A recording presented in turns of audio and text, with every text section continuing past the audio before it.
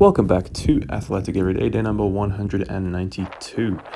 I decided that today I was going to do a full body session. So that meant doing some bounding and some sprints for the lower body work.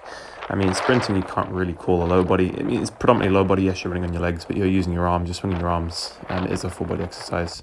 But it was probably going to be the most explosive thing I was going to do today along with the bounds. So I figured I would do that first and make the most of this lovely sunshine that we're having right now. Before moving into sort of a more regular, conventional upper body session. But I do like the pairing of doing sprints and then bounding as like a warm-up and then moving into doing something like a muscle up or some weighted pull-ups or something. Or even just like unweighted pull-ups. It's just quite nice to do like very minimal equipment sort of workouts like this. This was very fun. The equipment that I really used actually was a pull-up bar, some cones, and then the weights for the weighted push-ups, and I guess you could say the equipment for the weighted push-ups as well. But I guess you could call this a bodyweight workout. Sprinting, bounding, muscle ups, and then push-ups. So yeah, it was really fun. Word on the bounding, actually, I finally figured out how to get the butt kicking motion, so that concentric hamstring action once the foot has left the ground, when you're at that part of the gait cycle. I figured out that all you have to do after each stride is try to actually just kick yourself in the butt. That's all you got to do. Once I was finished up with the sprints, came out to find that my dad's car was parked underneath my pull-up bar, so I had to move that out the way. And I thought that a good set and rep scheme for my muscle ups, because I was feeling kind of fresh today, was 5x5. It's kind of like what you would do for squats. So I figured, why not do 5 sets of 5 reps on muscle ups? Haven't done this before, and I had the capability of doing it for a while, but I've never actually done this much volume. So yeah, it's quite high volume. 25 total reps of muscle ups in one workout is a lot, but felt good to get it done. Form wise, I feel like the peak set usually is going to be the third set because there's such a highly technical lift. The first set you're still warming up, second set you're still warming up a little bit more, then the third set you're probably going to peak and have the best form, and the fourth set you're getting tired and the fatigue's setting in, and then the fifth set is like the real grind. That's the one where you're going to struggle in the form, the reps aren't going to be as good. But I think that's the same with any 5x5. But it's like sort of like a good bread and butter volume workout. Wouldn't recommend doing it every single time, but when you can do this with muscle ups, then yeah, why not do it? It's like 5 is just a good number to get in for any kind of strength or power movement when it comes to reps. Squats, deadlifts, muscle ups, pull ups if you're doing it with enough weight or enough stimulus. It's like the perfect distance between like a heavy single and doing maximal number of endurance reps, so going for like 10, 12, 14, 15, and beyond. 5 is like that happy medium where you're going to get all of the strength and power benefits as well as also the hypertrophy benefits as well.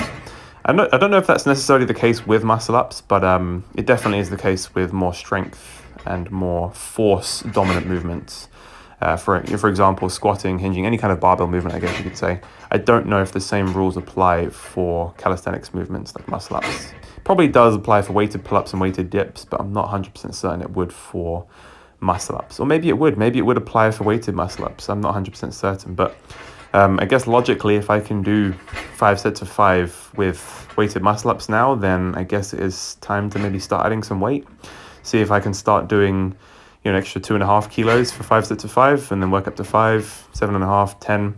That would be kind of wild. If I can do 5 sets of 5 with plus 10 kilos on weighted muscle ups, then that's pretty darn athletic, if I do say so myself. Anyway, there is the 5th set for you. And then I moved into some weighted push-ups with my favorite push-up setup now. Interesting distinction that I made while doing this is that even though my hands are in a neutral position on this Zimmer frame thing here, it still makes sense to try and get some of that external rotation in the shoulder. So you're trying to think about turning I'm trying to think about turning those handles outwards as I'm going down. I didn't really realize this until I got to my top set, which was 20 kilos, which you're watching here. It was like, I think it was even the second set. So sometimes I was going down and I was just trying to like open my chest as much as possible and just sort of like trying to let my wrist stay nice and neutral. But what I tried on the second set, this is 2 sets of 10, by the way. First set, 20 kilos. Second set, 22.5 kilos, for those that are wondering. what I noticed is when I got more external rotation in the shoulder, my elbows sort of like tucked in a little bit more to my sides. I felt like I actually got more pec activation, especially in the upper chest as well, the fibers across the upper chest. Now, I don't know if that's just placebo or if I was just sort of like maybe just thinking about activating that more, and then I was able to activate it more. Maybe just because I was thinking more about the muscle or that region of the muscle, I was able to feel it more. Who knows? But yeah, definitely external torque and external rotation do play. They're very large factors in. Well, at least for me, they're for fiber recruitment in the chest and the pectoralis muscles.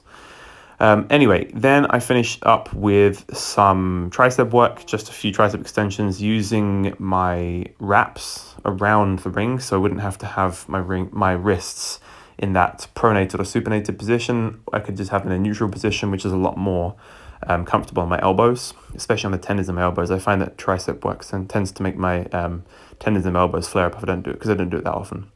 And then lastly, it wouldn't be an upper body day if I didn't train some neck afterwards. Just flexion and extension, 2 sets, working pretty close to failure. And that is pretty much it from me, guys. Thank you very much for watching, and I'll catch you in the next one.